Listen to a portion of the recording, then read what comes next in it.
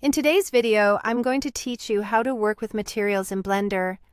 Understanding how to manage and assign materials is essential for giving your 3D models the right look and feel.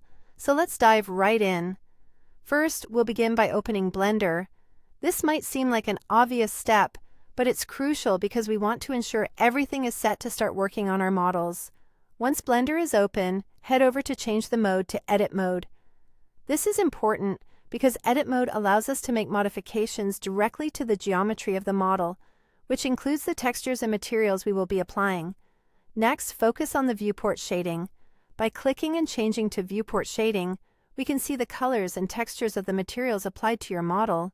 This step is invaluable as it provides immediate visual feedback on how materials look in a more realistic environment. It's a lot like trying clothes in a fitting room before deciding to buy them. Let's shift our attention to the right side corner, where you will find the Material Properties panel. By clicking on this, you'll be entering the domain where the magic of materials happens. Whether you want a shiny surface, a matte look, or a textured feel, this is the panel where you'll configure those settings. Now, you might be wondering how to add multiple materials. Simply click on the plus sign within the Material Properties panel. This allows you to add as many materials as you wish. In our example, I'm adding 2 materials, but feel free to experiment and see what suits your design needs. For each material you want to experiment with, click New. This creates a fresh, blank material slot where you can begin customizing.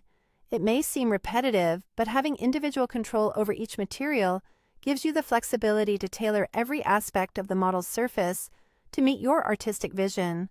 Customization doesn't stop at creation. It's where the fun really begins. In the Material Properties, you can tweak and change various aspects of the materials you've created. Whether you want to adjust the hue, saturation, reflectivity, or even the material type, this is where your creative instincts really get to shine. Don't hesitate to play around with different settings to discover thrilling new appearances for your model. Lastly, let's talk about how to apply these materials.